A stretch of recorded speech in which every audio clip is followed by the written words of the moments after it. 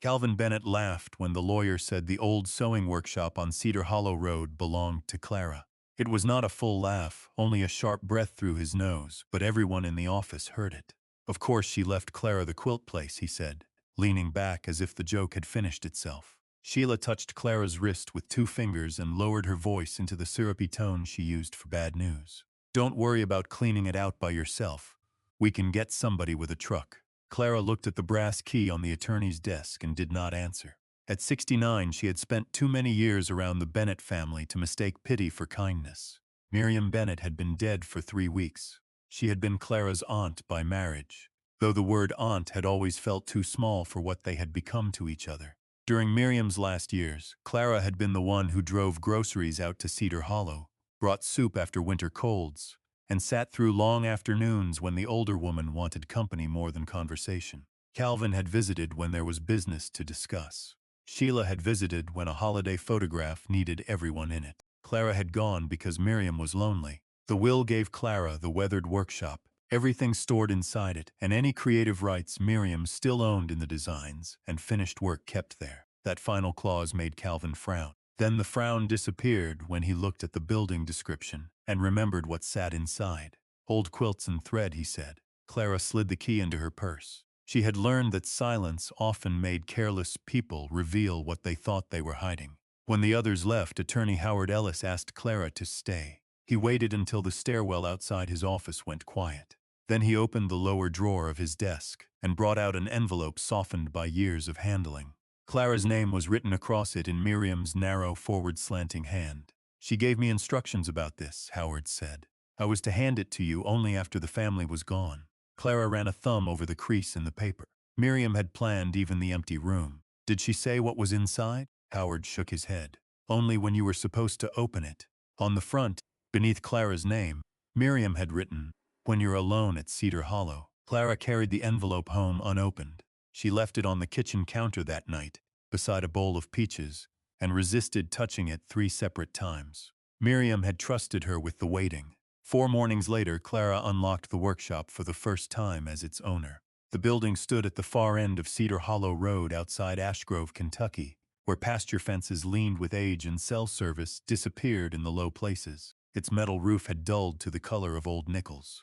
The siding had gone gray. Inside, the air smelled of cotton dust and the faint mineral scent of sewing machine oil. Stripes of morning light slipped through gaps in the boards and crossed the plank floor. Stacks of quilts rested under canvas covers along the west wall. Miriam's black sewing machine sat by the window, exactly where it had always been. A spool of gray thread still stood on the pin. Clara set down a cleaning rag and stood there longer than she intended. The last time she had made a quilt, she had been 41. She had spent 3 months piecing a modest 9-patch for her mother-in-law's birthday. At the family dinner, Calvin's mother had lifted one corner, studied the uneven border, and said, "Well, you certainly put time into it." The room had filled with polite laughter. Clara had smiled because everyone else had. That night she packed the quilt into a cedar chest. She had not threaded a needle since. The sound of tires on gravel pulled her out of the memory. 2 vehicles turned into the yard. Calvin climbed out of his pickup.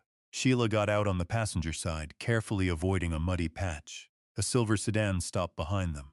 The man who emerged from it wore a gray suit too fine for the road and carried a pair of white cotton gloves folded in one hand. Clara stayed in the doorway. Calvin approached with the cheerful voice he saved for situations where he expected agreement. "There you are. We found someone who can spare you all this cleanup." The stranger smiled but did not introduce himself. His eyes moved past Clara's shoulder and into the workshop. He was not looking at the building. He was measuring the room.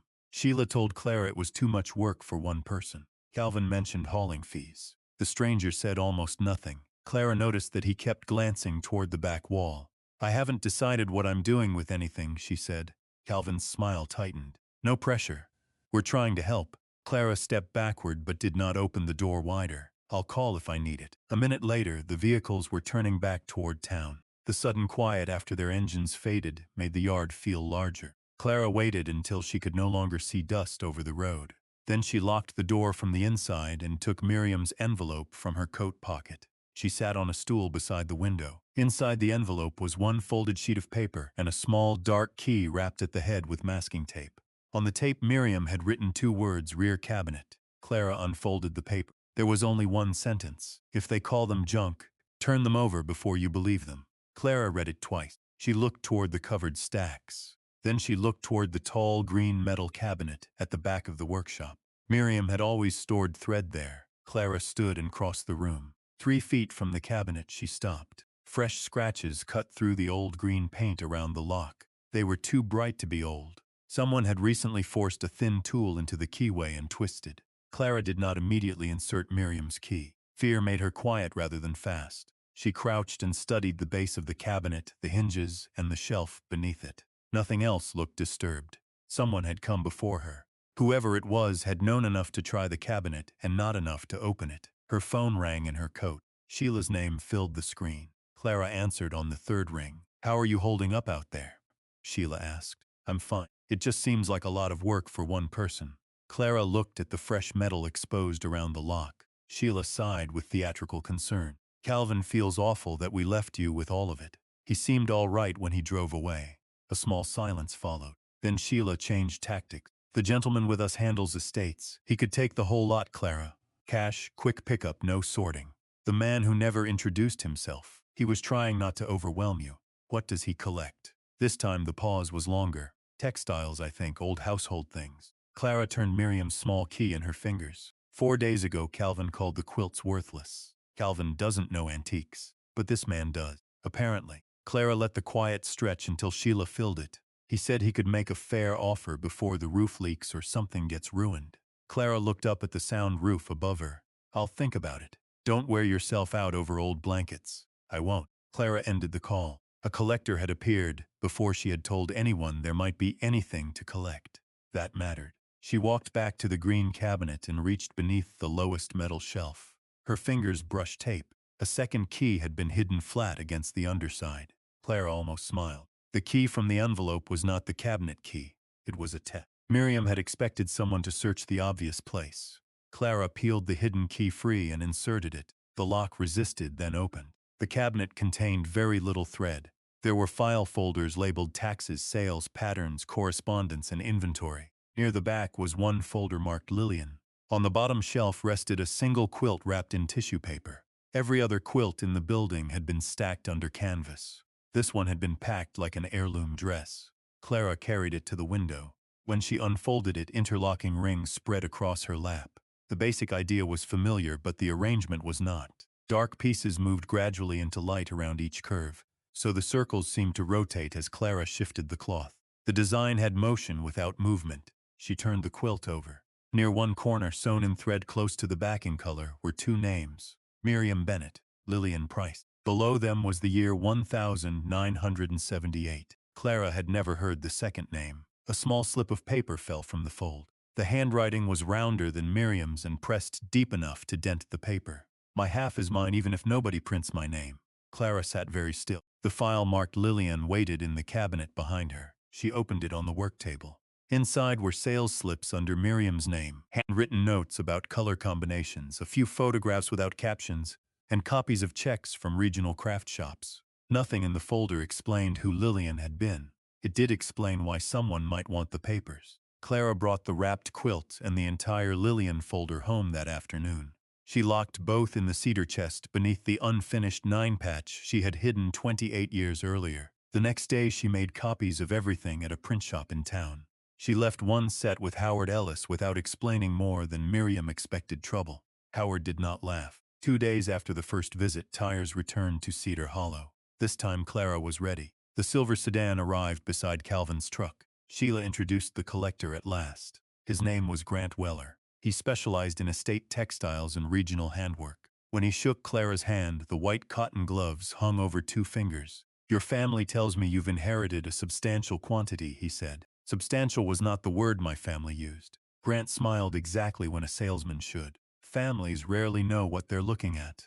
Clara allowed them inside because the one quilt and the important folder were 11 miles away. Grant moved slowly through the stacks. He lifted corners with gloved fingers, checked stitching, examined wear, and made small approving sounds. He called most pieces ordinary domestic work. He pointed out watermarks on one. He dismissed another as a common church pattern. After 20 minutes, he offered Clara a cash price for the entire contents of the workshop. The number was high enough to sound generous and low enough to be suspicious. Everything, Clara asked. Everything. Fabric, finished quilts, boxes, old records. I clear the site and you get a clean ending. He said old records as if they were dust. Clara watched his eyes. There's not much paperwork. His gaze went briefly to the green cabinet. Then it came back to her. You'd be surprised what people save. Clara leaned against the work table. Did Miriam have a partner when she started making these? Calvin looked confused. Sheila looked bored. Grant Weller did neither. His smile remained in place, but it arrived late. I've only ever seen one maker connected to this collection, he said. Miriam Bennett. He tapped one gloved finger against the edge of a quilt. That's the marketable name. Clara heard what he had not said. She had not used Lillian's name. Grant had answered as if she had. Thank you for the offer, Clara said. I'm not selling today. Calvin began talking about damp and insects. Grant placed a cream-colored business card on the work table. Don't take too long, condition matters. After the vehicles left, Clara opened the small notebook she had begun carrying. She wrote, Grant knew there was a second name before I gave him one. Then she underlined second name. Miriam's oldest quilting friend lived on the north side of Ash Grove in a white frame house with a deep porch. Dorothy Vale was 76 and had been sewing with Miriam at church workshops for more than 30 years. When Clara arrived, Dorothy was snapping green beans into a bowl. She looked at the flat parcel under Clara's arm and stopped before Clara said anything. You found the ring quilt, Dorothy said. Clara set it across two porch chairs and opened the tissue. Dorothy placed both hands on the top. Her face changed so quickly that Clara understood the quilt was not merely familiar. I thought she might have sold this one, Dorothy whispered. You know it. I watched it come together. Clara sat across from her. Who was Lillian Price? Dorothy's eyes lifted. For a long moment, the only sound was a lawnmower somewhere behind the neighboring houses. Then Dorothy took off her glasses and cleaned them with the hem of her shirt. Lillian was the reason those quilts looked like nobody else's. She touched one of the dark-to-light arcs. Miriam could piece faster than anyone I knew. Her seams were straight even when she was tired. Dorothy traced the shifting color with a fingertip. But this movement, this color logic, Lillian drew that. Why did nobody in the family ever talk about her? Dorothy gave Clara a tired look. You know enough history to answer part of that. Clara waited. In the 70s, a white woman and a black woman could work side by side in a back room and still find out the front counter had different rules for them. Dorothy folded her hand. Shops bought from Miriam. Buyers returned her letters. Lillian's name made some of them suddenly forget they needed quilts. So Miriam put everything in her own name. Most sales paperwork. Dorothy's mouth tightened. She called it practical. Lillian called it the price of getting paid. Did they agree to it? Sometime. That answer landed harder than Clara expected. Dorothy looked down at the quilt. They loved each other. But that doesn't mean every choice between them was clean. Clara appreciated the sentence because it did not turn the past into a comforting story. Miriam told people Lillian was the designer when she trusted them. She paid her share. She kept Lillian's name on the cloth when they could get away with it.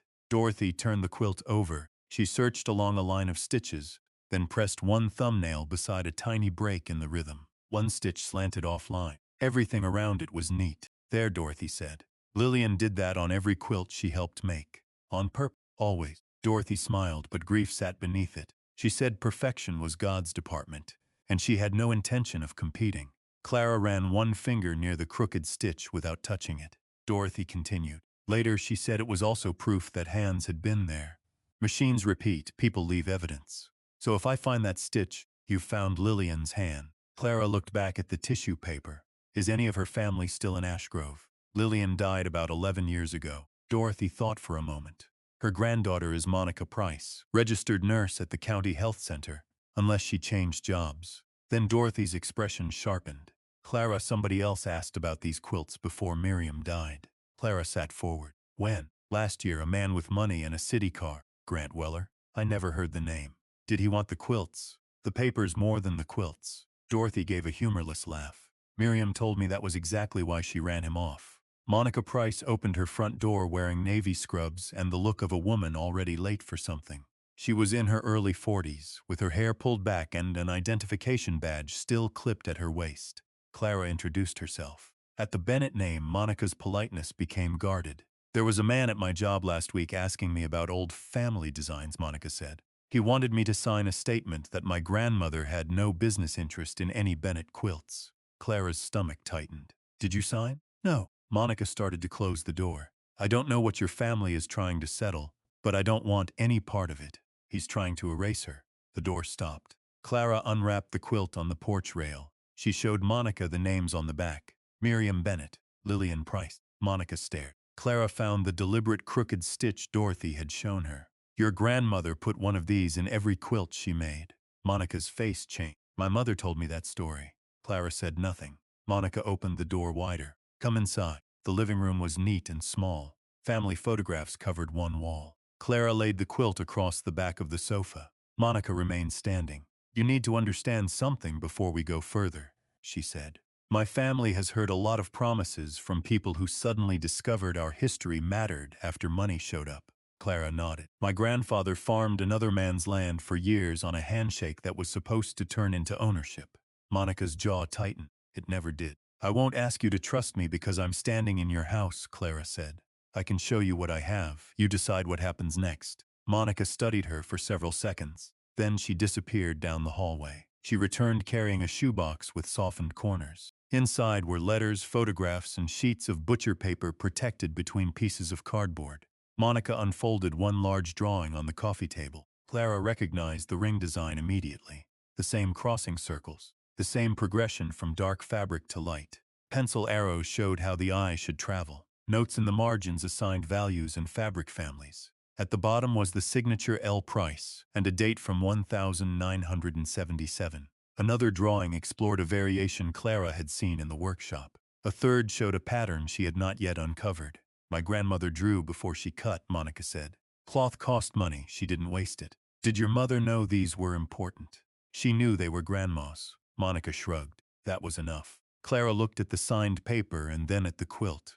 This is stronger than anything in Miriam's records. Stronger for what? For proving who created the designs. Monica crossed her arms. Who needs proving?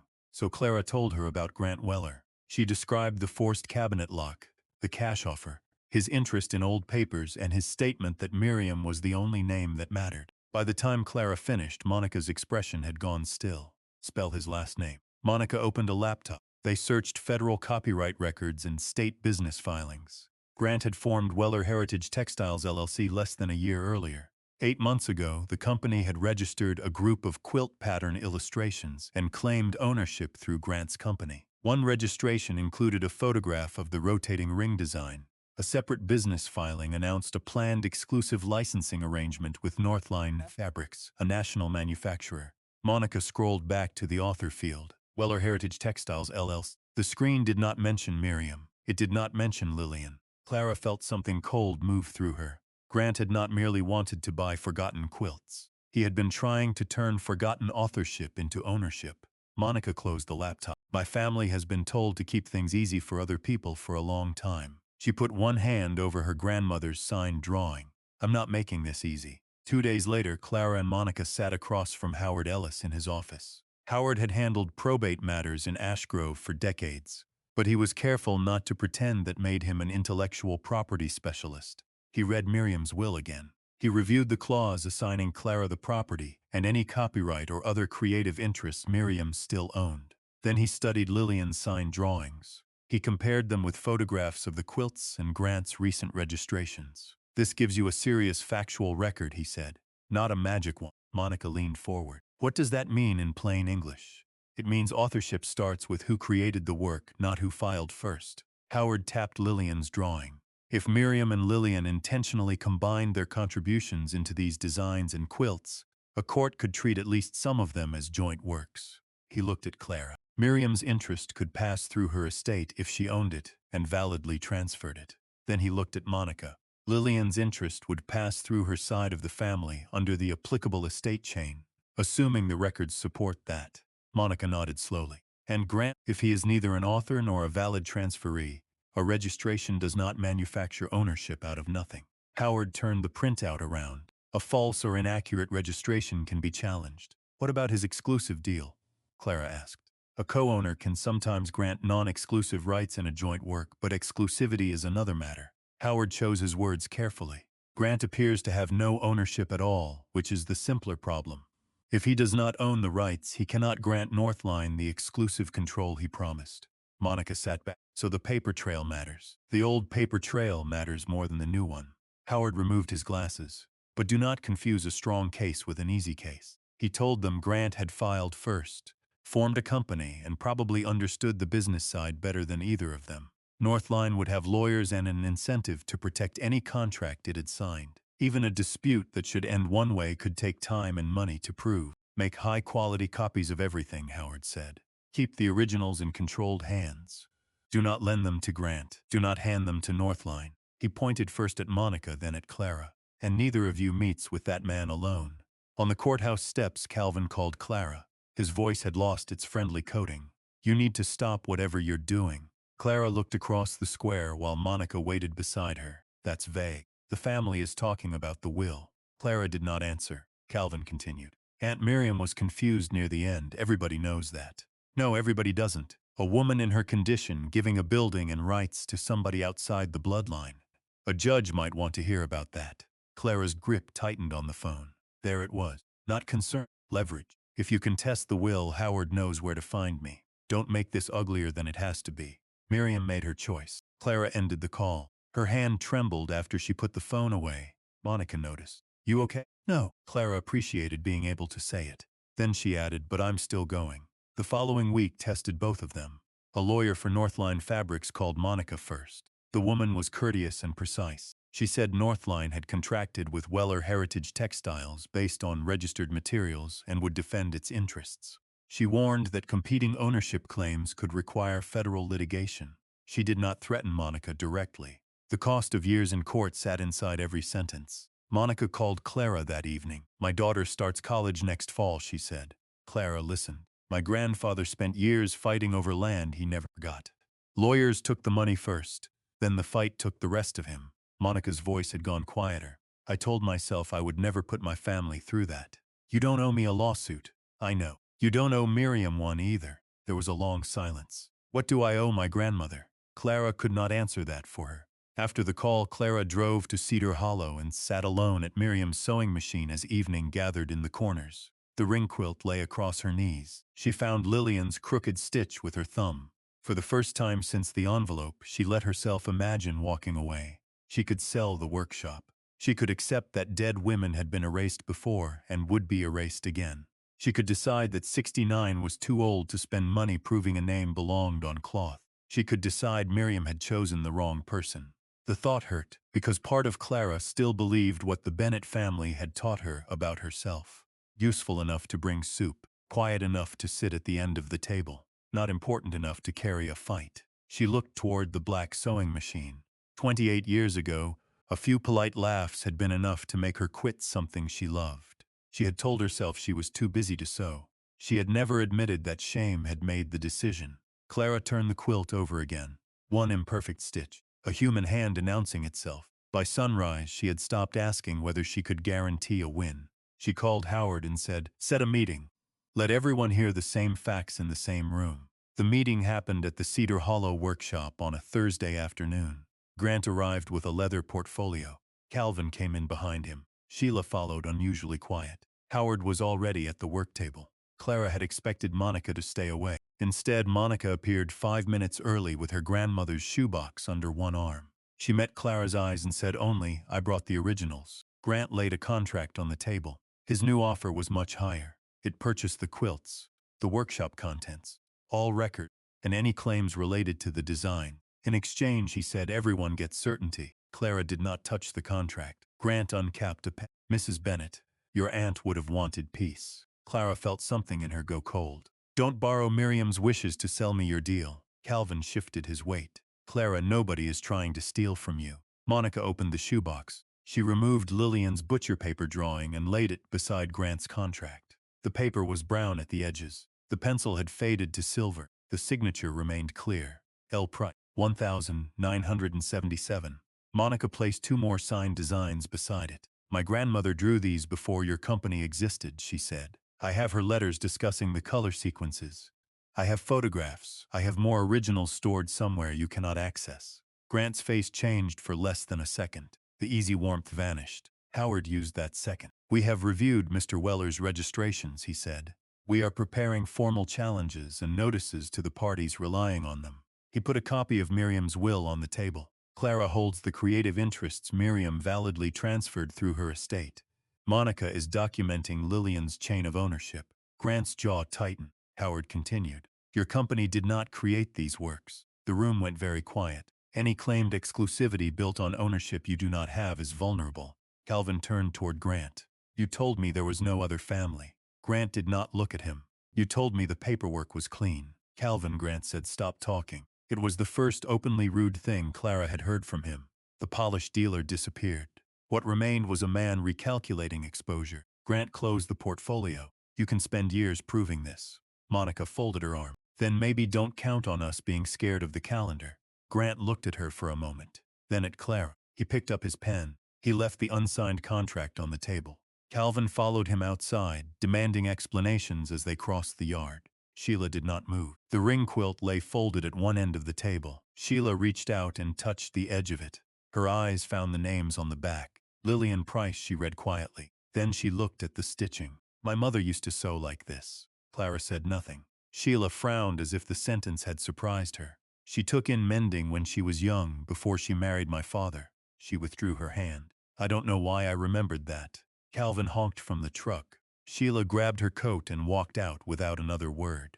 Monica watched the door close. She knows something she hasn't connected yet.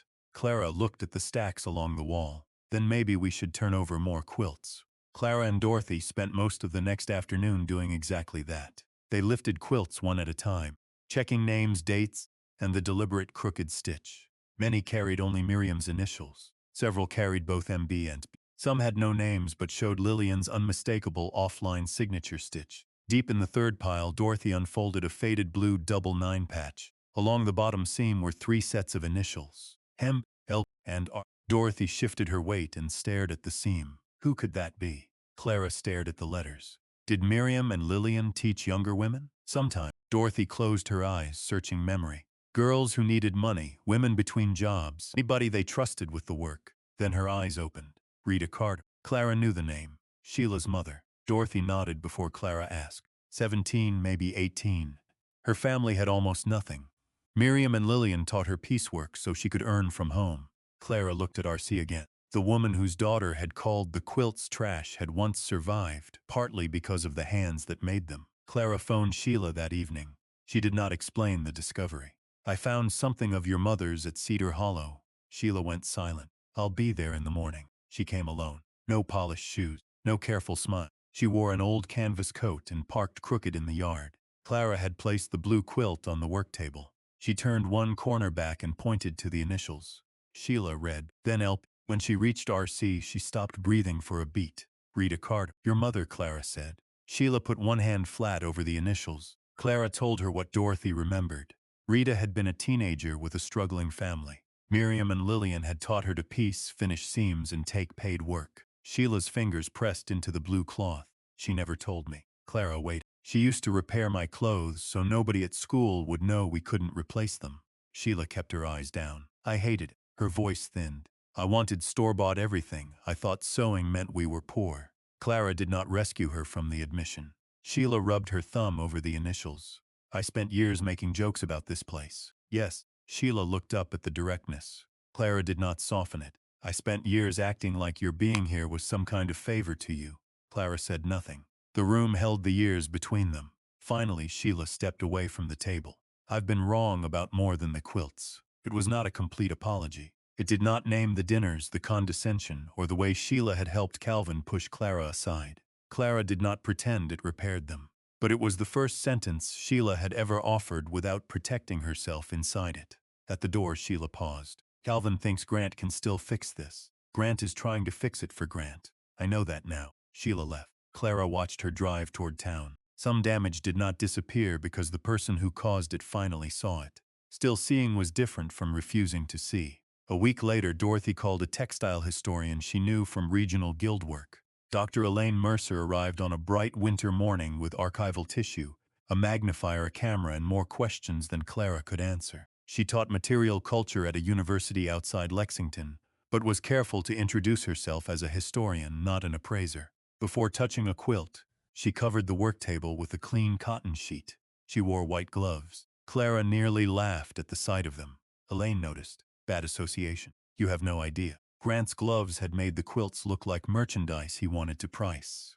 Elaine's made every fold look like evidence worth preserving. She spent hours examining stitching, batting, cloth, dyes, construction, and the relationship between Lillian's drawings and the finished work. She photographed names sewn into backs. She photographed the deliberate crooked stitches. She lined up 3 quilts with variations of the rotating ring design. Then she stepped away from the table. You have more than a family craft collection here. Clara looked at Monica. Monica had come on her lunch break and stayed.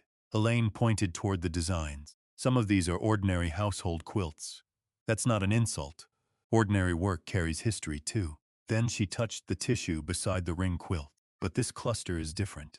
She described decades of documented collaboration between Lillian, a black pattern designer, and Miriam, the white craftswoman who turned those plans into finished quilt tops. She noted that the drawings survived. The signed quilts survived. The variations survived. The labor relationship could be reconstructed across records from both families. Collections like this are often broken apart, Elaine said. One quilt goes to an estate sale. One drawing gets thrown away. Names disappear. Monica pressed one hand to her mouth. Elaine continued. Here the evidence stayed together long enough for somebody to notice. Clara thought of Calvin laughing in Howard's office. Old quilt, a building to clean out. Elaine hesitated before adding the next part. With proper attribution and provenance, several of these pieces would interest museums and major private collections. How? Monica asked.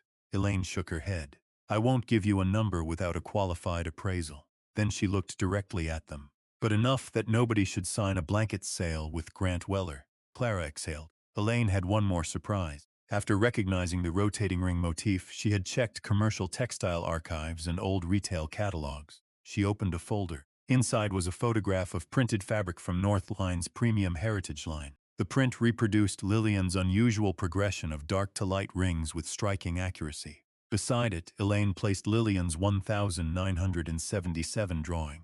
Monica stared between them. How long have they sold that? At least 9 years. Clara felt the story rearrange itself again.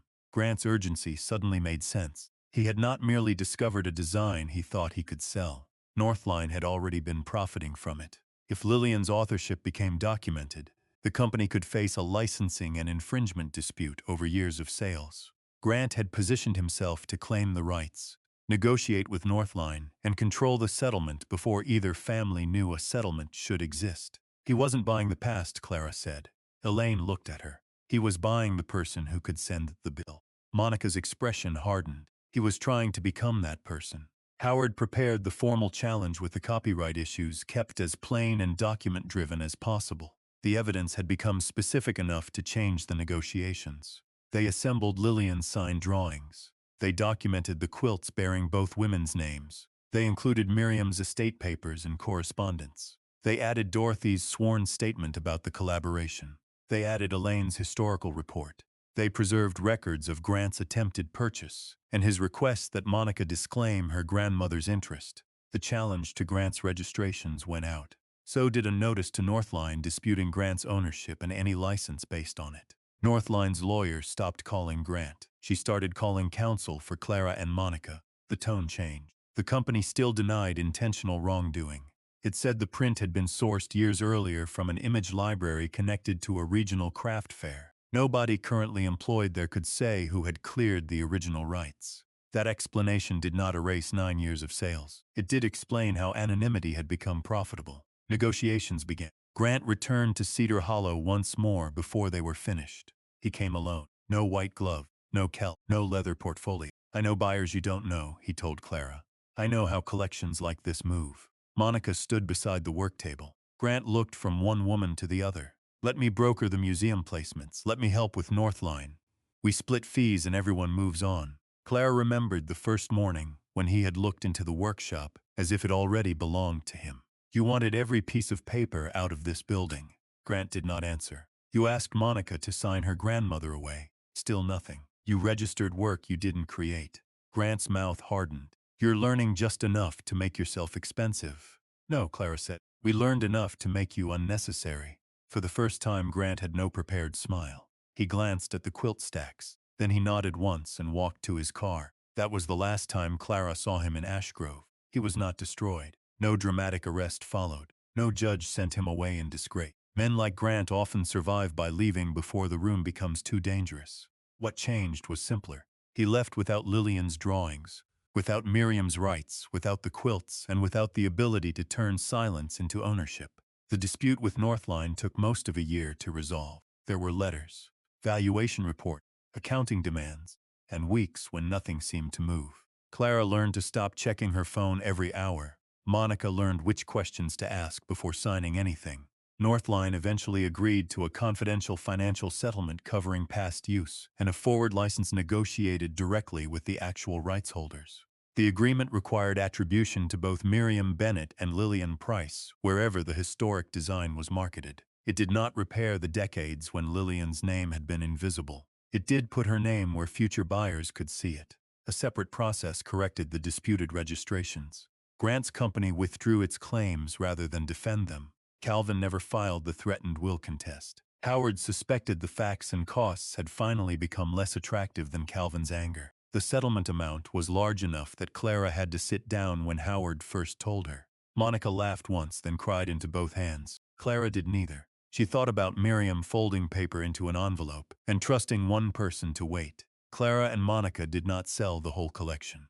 They sold 4 quilts after independent appraisals and careful negotiations. Each went to an institution that agreed to display both makers' names and preserve the collaboration records with the object. The remaining quilts stayed in Ashgrove. Some money went to Monica's family. Some went to Clara. A substantial portion went into saving Cedar Hollow.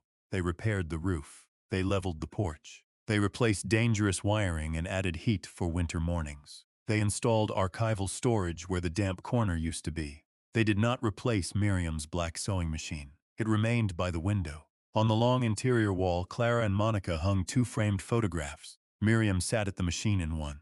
Lillian sat at a kitchen table in the other, pencil in hand, butcher paper spread before her. Below the photographs, a painted wooden sign read, Price Bennett Quilting House.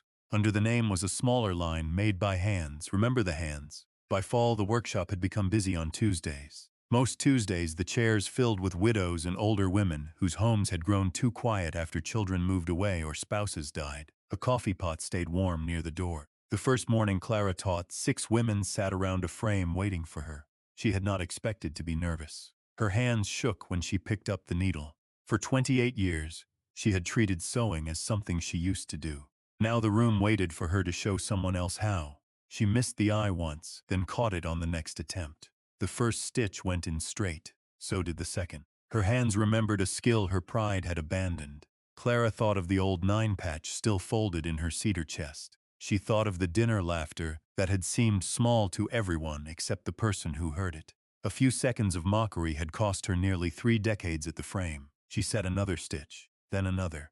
"There's one thing I want you to learn before you worry about being good," she told the women. Clara turned the sample over. She deliberately placed one stitch slightly offline. Dorothy, sitting nearby, smiled before Clara explained. Lillian Price did this in every quilt she helped make. A woman across the frame leaned closer. "Why?" She said perfection belonged to God. The room laughed. Clara smiled. And later she said the crooked stitch proved a person had been there. She tapped the cloth. "So leave one." One by one the women chose their imperfect stitch. The sound in the room changed from nervous quiet to conversation. Clara realized she was laughing too. Calvin never came inside the Price Bennett Quilting House. Once late in October, Clara saw his truck slow at the mouth of the driveway. She stood at the open threshold, a needle pinched between 2 fingers. For a few seconds, they looked at each other through the windshield. Calvin could have turned in. Clara would not have stopped him. He drove on. He never apologized. Clara eventually understood she no longer needed him to. An apology could have changed the future between them. Its absence simply told her what that future would be. Sheila returned in November. She came on a Tuesday while the room was full. This time she wore the same old canvas coat and carried nothing. She stood inside the door until Clara noticed her. Clara did not announce her. She nodded toward an empty chair at a rear frame. Then she went back to helping a beginner knot thread. When Clara looked again, Sheila was seated. Her first stitches were large and uneven. She had her mother's blue 9-patch folded beside her for reference. She did not ask for forgiveness. Clara did not offer it as a prize for showing up once. What happened between them was smaller. Sheila asked how to keep the back from tangling. Clara showed her. The next week, Sheila came again. Then she missed 2 weeks. Then she returned. Over time, they managed short conversations that were not sweet and not hostile. Clara found that repair could happen without pretending the injury had never existed. In January, a 19-year-old named Tasha Reed began appearing at the Tuesday sessions. Monica knew her through the health center. Tasha had aged out of foster care the previous spring and was living in a transitional apartment while working part-time at a grocery store. The first day, she said she had only come because Monica promised free coffee and a warm room. Nobody challenged the explanation. The second week, she asked how to cut a square.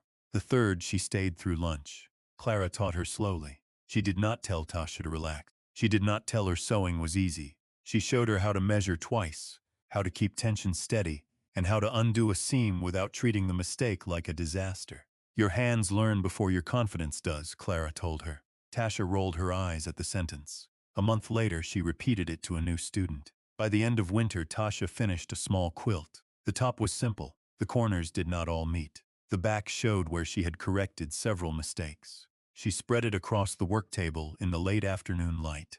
Then she turned it over. Clara watched her scan the rows. Tasha picked up her needle again. In one line of otherwise steady stitches, she placed a single crooked one, on purpose. Clara did not need to ask why. Tasha looked toward the photographs on the wall. Miriam at the machine. Lillian with a pencil. Rita Carter existed in another photograph now too, donated by Sheila after she found it in a box at home. 3 women connected by cloth, long before the people in the room understood the connection. Clara placed a hand briefly on Tasha's shoulder. For the first time, the old workshop felt larger than the argument that had saved it. The quilts had carried names. They had carried income.